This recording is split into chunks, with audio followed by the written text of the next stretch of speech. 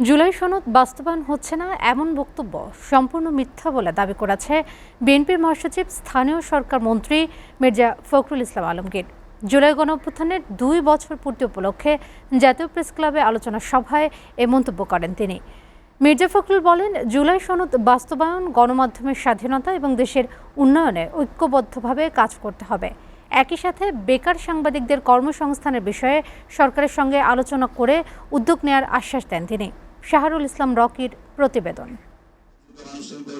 সোমবার সকালে জুলাই গণ অভ্যুত্থানের 2 বছর পূর্তি উপলক্ষে জাতীয় প্রেস ক্লাবের তোফাজ্জল হোসেন মানিক মিয়া হলে আলোচনা সভার আয়োজন করে বাংলাদেশ ফেডারেল সাংবাদিক ইউনিয়ন ও ঢাকা সাংবাদিক ইউনিয়ন। সভায় তথ্যমন্ত্রী জহিরুদ্দিন স্বপন বলেন, জুলাই সনদের প্রতিটি অক্ষরকে সরকার পালন করতে চায়। জুলাই সনদে আমরা স্বাক্ষর করেছি, সেই স্বাক্ষরের সঙ্গে শহীদের রক্ত মিশে আছে। জুলাই সনদের প্রত্যেকটি অক্ষরকে আমাদের সরকার বাস্তবায়ন করতে চায়।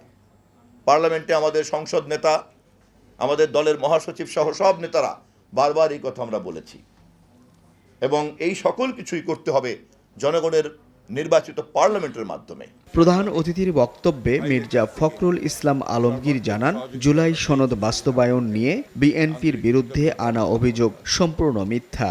ফ্যামিলি কার্ড, কৃষক কার্ড ও বৃক্ষরোপণ সহ সরকারের জনকল্যাণমূলক বিভিন্ন কার্যক্রমে সবার সহযোগিতা চান তিনি।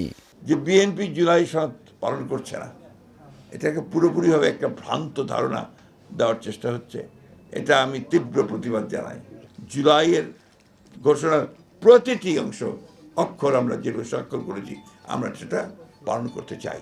ইতিমধ্যে যে সমস্ত কমিটমেন্ট তিনি করেছিলেন আপনার জনগণের কাছে, সেই কমিটিগুলোর যদি কাজ শুরু করেছেন, এগুলো অত্যন্ত ইতিবাচক কাজ, সাধারণ মানুষের কাছে চলে যাওয়ার কাজ। যে সাংবাদিক যে সমস্যাগুলো আছে, সেগুলো আমরা অবশ্যই সমাধান করার চেষ্টা করব। এ সময় দেশের স্বার্থে ঐক্যবদ্ধভাবে কাজ করার পাশাপাশি গণমাধ্যমের স্বাধীনতা ও সাংবাদিকদের পেশাগত নিরাপত্তা নিশ্চিত করার উপর গুরুত্ব আরোপ করেন বক্তারা। প্রধানমন্ত্রীর উদ্দেশ্যে আহ্বান জানাবো। শাহরুল ইসলাম রকি, SA টিভি, ঢাকা।